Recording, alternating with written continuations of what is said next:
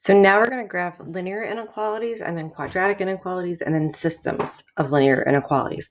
So to graph linear inequalities, just like algebra 1, we're going to start at 1 and go up 2 to the right 3, just like if it's a line, or down 2 to the left 3.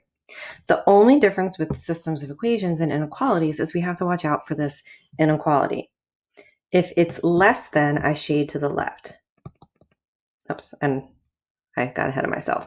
If it's no equal sign, if it's strictly less than or strictly greater than, which is right here, then we make a dashed line. So we have to, oops, that's supposed to say line. So we have to pause and make sure that we make it a dashed line. So I'm going to make it a dashed line. If you make your line and you can't see that it's dashed, like just extend it like I did over the coordinate plane, and you can always point to it and write dashed. And then what we're going to do is shade to the left of this. I'm sorry, we're going to shade down, not left. I was thinking a vertical line. So we're going to shade down because less than is down. So we go to any point on this line and we shade down from this line. Any point on that line, we shade down. So we shade on here, and that's going to annoy some of you. You don't have to stay in the lines because the coordinate plane goes to infinity, down, left, right, up. So if it's less than or greater than, there's a dashed line. And if it's less than or equal to, you shade to the left or down.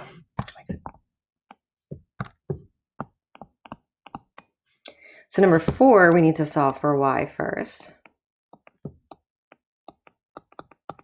So we go down 2 and then down 3 to the right 1, or up 3 to the left 1. Since this is less than or equal to, it's going to be a solid line. Now this line looks totally different, and if it's less than, we still shade below. So we go below any of these points. So we shade in here. It looks like it's to the left, and this one kind of looks like it's to the right. We don't think left or right, we think up or down. So greater than or equal to is going to be up. Again, I got ahead of myself. Less than or equal to or greater than or equal to is going to be a solid line.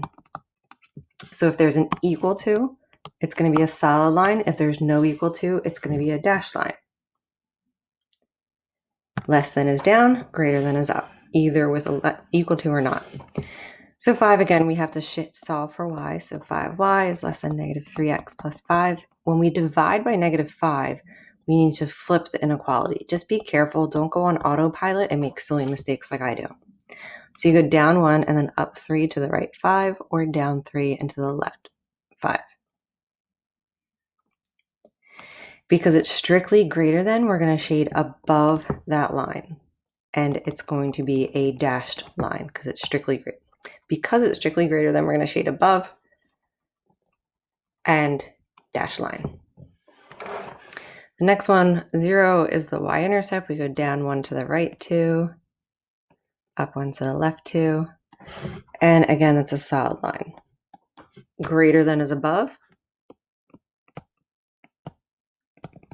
So we shade above this line, which is here. And if that confuses you, you can always go to any point on here and point up. Any point on here and point up. Any point on here and point down for less than.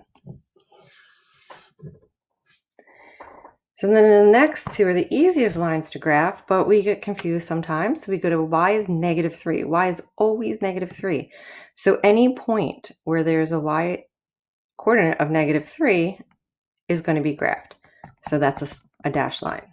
So x can be any number, but y is always negative 3. So it's a horizontal line.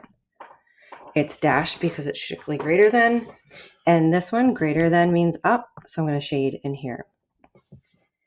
Number 8, x is negative 3. So now x has to be negative 3, and y can be any number.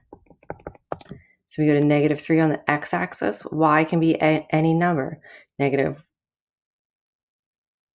3, 1, negative 3, 2, negative 3, negative 4. All of those points on that vertical line have a x coordinate of -3. So we make a solid line, whoops, and it's greater than, so I'm going to shade to the right. This is the only time greater than is to the right and less than is to the left, if it's x and then a number. So, or I'll make a vertical line.